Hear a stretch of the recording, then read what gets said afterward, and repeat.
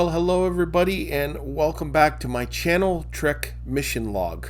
And I am very, very glad that you're here. And if you're new here, I welcome you as well. We are taking a deep dive into the Star Trek universe. We're working our way through every episode, every series, every animated series, and every film. And currently we are in the second season of the original series. First of all, I want to apologize for not getting a video out last week. I had some health concerns and things that I was going through, and I was not able to get to my office where I record. I was in an air cast and all of that. Doing much better this week, and I'm very, very happy to be able to bring this to you. And I want to thank you for your kind words to me and for your patience and your understanding. I also want to remind you that we have a giveaway going on. I uploaded a giveaway video just a little over a week ago, and I will leave a link to that in the description as well as on the end screen. And in celebration of 250 subscribers, I'm giving away a brand new copy of Star Trek The Motion Picture, the Director's Edition in 4K Ultra HD Blu-ray. It is also a digital copy on there as well. So make sure you watch that video, follow the instructions there to enter. Contest is going to be open until Monday, so please don't hesitate. The contest is open to residents of the United States and Canada. Okay, so please get in on that. I also ask, if you enjoy these videos, that you would please go ahead and hit that subscribe button and then comment down below, I subscribed. I would love to have the opportunity to personally thank you for subscribing to my channel. Now today we're going to look at Season 2, Episode 11 of the original series, titled Friday's Child. It was originally aired on December the 1st, 1967. It was written by D.C. Fontana, directed by Joseph Pevney, and produced by Gene L. Kuhn. So check out this piece of Trek trivia, and then when we come back, we'll dive right in.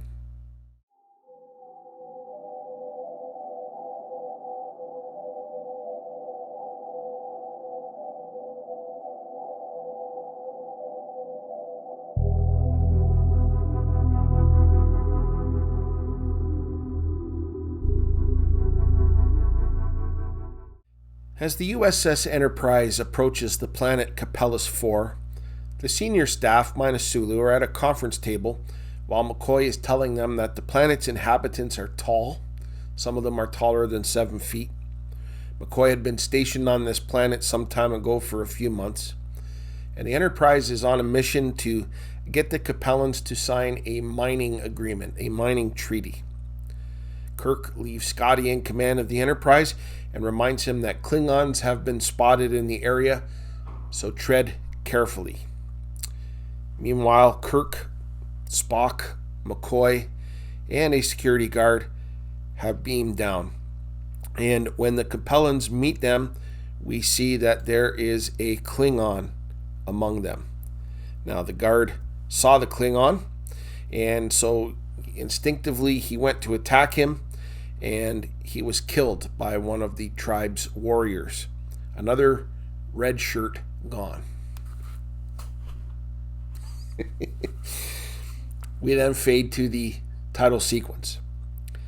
We come back to a captain's log. Their mission is to obtain a mining agreement because this planet has an abundance of a certain type of mineral that is vital to the survival of several worlds and colonies. The Capellan leader mentioned that the Klingons have an interest in their minerals, and they are trying to enter into an agreement with them as well. The Klingon handed them his weapons. The Capellans want the landing party to do the same, and so reluctantly they do. Now, in a guest tent, Kirk is angry that a member of his crew has been killed, and now has his doubts about the Capellans because they are also entertaining a Klingon. Kirk said if there's a Klingon down here, there may be a ship up there. On the ship, Chekhov picks up another ship on the scanners, but it is too far away to determine what it is. Scotty decides it's definitely a Klingon ship. Back in the tent on the planet, a lady brings them some fruit. McCoy said it was a gesture of good faith for them having given up their weapons. Kirk, Spock, and McCoy enter a different tent where they are introduced to Ak-Ar, leader of the tribes of the Capellans. His young bride is there as well, and we see that she is pregnant with his child. The Klingon then is brought in, and Ak-Ar is upset because the Earth people contacted them first.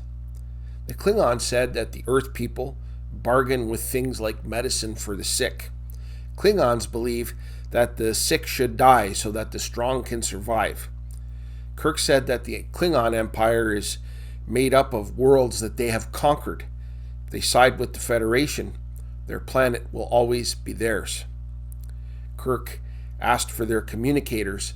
Ak-Ar said that the sky does not interest him, and he will take time to consider the words he has heard, and they are now told to leave. On the ship that Chekhov is tracking has disappeared, and Uhura picks up a faint distress signal from an Earth vessel, but lost the signal very quickly. Meanwhile, on the planet, fighting has broke out, and it is a fight between the tribes. And while that is taking place, the Klingon is on the inside of the tent rummaging through things. The landing party follow him in there. Kirk subdues him and wants information to see if there's a ship out there interfering with the Enterprise. A tribe warrior walks in with a sword and orders Kirk to release him. He said that Ak-Ar is dead and that he is now the new leader. On the ship, Uhura picks up the distress signal. It is from a freighter called the USS Deirdre, and they report that they are under attack from a Klingon vessel. On the planet, Ak-Ar's wife walks in. Eliana, I believe her name is. Elena. She is tripped and is injured. She said that she must die. And as they are about to stab her, Kirk stops it by pulling her out of the way and attacking the warriors. Kirk then is in violation of their laws because he touched the wife of a leader. She demands Kirk's death. On the ship, after unsuccessful attempts to reach Kirk, Scotty sets the Enterprise to answer the distress signal.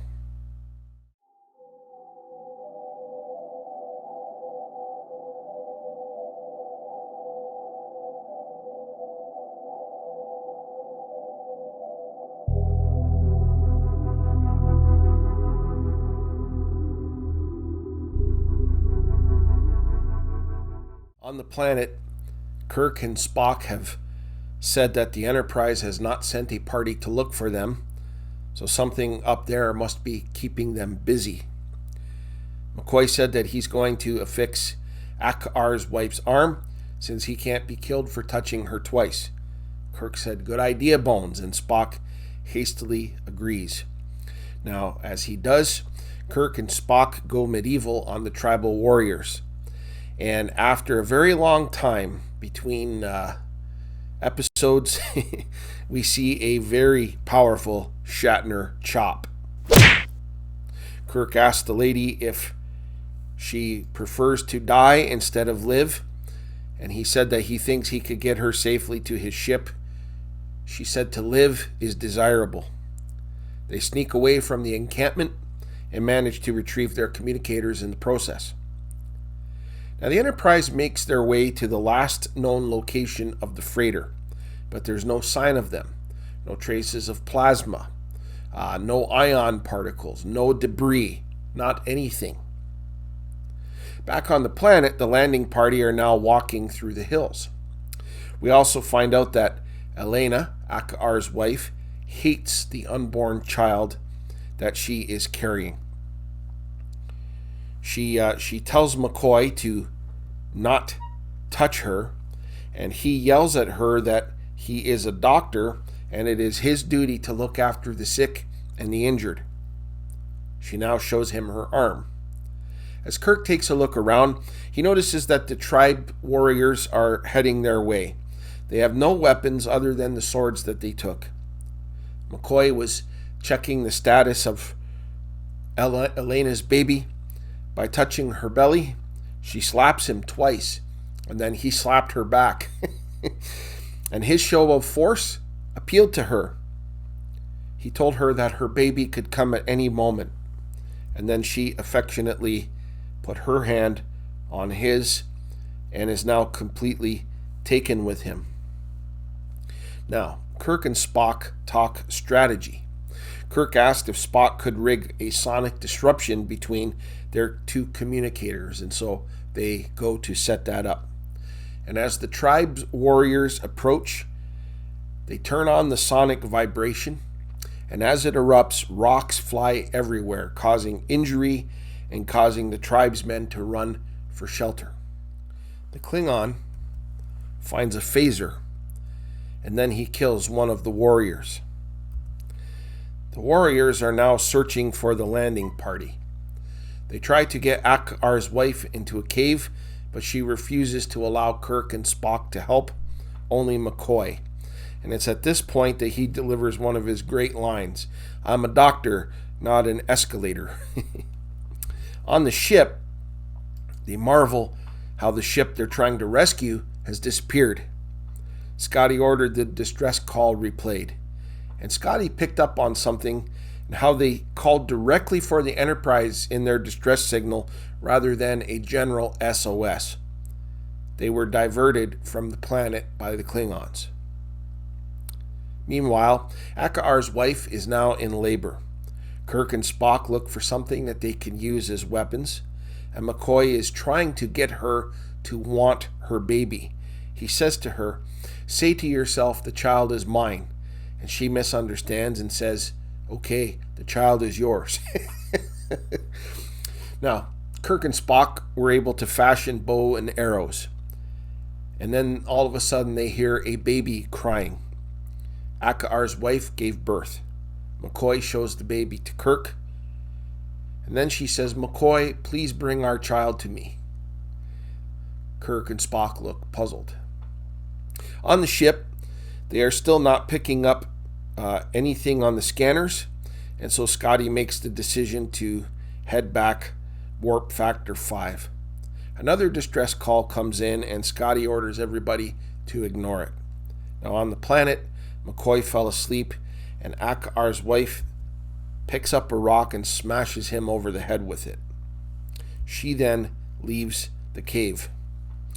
The Enterprise is now 31 minutes away from the planet when Chekhov picks up a ship cutting across their path. It is a Klingon warship. Scotty orders battle stations. Uhura tries to hail the Klingon vessel, no response. Scotty is now preparing to take the ship into battle. Meanwhile, on the planet, the tribal warriors are now getting ready to make their attack against the landing party. The Klingons said that, according to the planet's law, they must die. They said that they would honor their law and their word to the Klingon.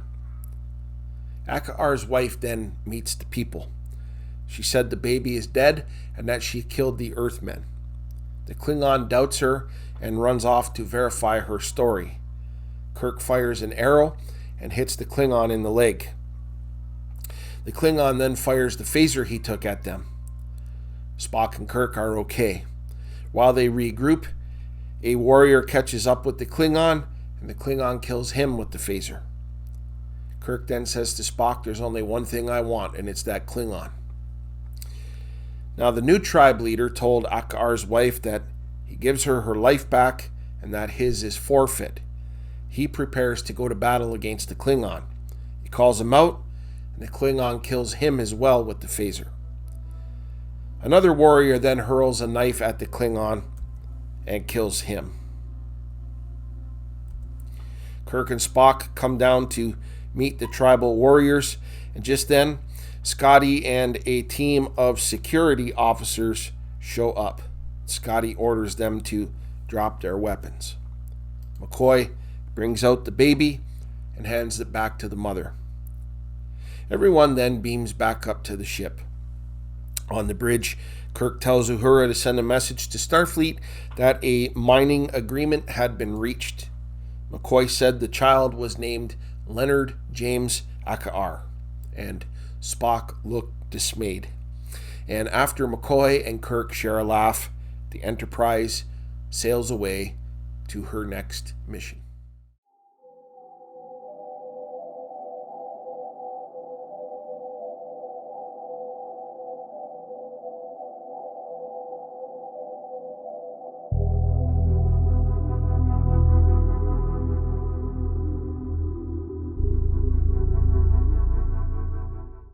Friday's Child for me started out a little bit rough, but as it got going, it became an episode that I thoroughly enjoyed. An interesting, multi-layered story that left me wanting more. The mission was simple. The Enterprise was trying to establish a mining agreement with the residents of Capellas IV. There was a mineral there that several planets and colonies depended on for survival, and then things get complicated very quickly when they discover that a Klingon had got to the planet before them. And sadly, we see a red-shirted security officer lose his life in the first couple of minutes. The whole ensemble of the classic Star Trek lineup was present and accounted for. That is always good to see. However, two of them stood out more in this episode than did the others. It wasn't Kirk, it wasn't Spock. In fact, it was McCoy and Scotty. Now, right from the outset of the episode, McCoy was a key player as he was briefing the senior officers about the Capellans, and he had spent several months there, so he was somewhat of an expert on them, and he knew how to talk to them and work with them. And also, Scotty was brought front and center, and he had a key role in this episode as well. Now, he stayed on the ship in temporary command while the landing party were on the planet trying to broker a mining deal. Now, it wasn't long before both the landing party and the crew on the ship were both put in peril. With communications taken out of the equation, we saw Scotty making command decisions without the input of Kirk, and we saw Kirk trying to help his team survive without the assistance of the ship. The episode flowed wonderfully between both situations. Kudos to DC Fontana for crafting a great story and providing impeccable balance between the two scenarios. In past episodes, the major emphasis has always been what is taking place on the planet, but this time there was plenty going on the ship, and we were treated to see how both scenarios would play out. And when push comes to shove, Scotty makes the tough decision to leave the landing party behind to answer the distress call. It showed true leadership, and Scotty played it very well. Even when they were duped at first by the Klingons, he figured it out, he put it together. I loved his performance in this episode. On the planet, McCoy was the one who stepped up to help Akar's wife, who was in labor, and he asserted himself in a tough situation. He got grumpy, he maintained a sense of humor, he made a great one-liner, "I'm a doctor, not an escalator," and he was superb. Also, Kirk was more cerebral in this episode. Well, we have seen a more mellow Kirk as of late, but in this episode, he kicked butt and on more than one occasion. And we even got treated to a Shatner chop. Haven't seen one of those in a long time. Unfortunately, Spock took a bit of a back seat in this episode. It would have been good to see him make more of a contribution, but it was nice to see the other crew members elevated as well. So, two areas of weakness, and remember, this is just my opinion that I will point out. First, I felt the opening sequence, or some people call it the teaser sequence, was just a tiny bit choppy, but very, very quick into the episode, it turned around into a superb story. And then secondly, I don't know about you, but when the Enterprise came face to face with the Klingon ship, I wanted to see a space battle. But that didn't happen. Oh well. All things considered, Friday's Child was terrific. I give it 4 out of 5 Starfleet insignias for awesomeness. Don't miss this episode. You will love it.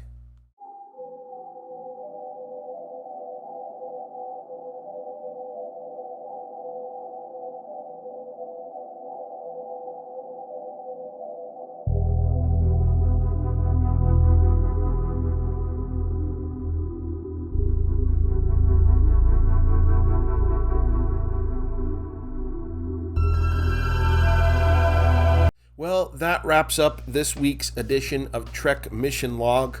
I hope that you enjoyed it. Please drop a comment below and let me know what you think about this one. Now, next time we're going to look at an episode titled The Deadly Years. Also, don't forget to check out my giveaway video.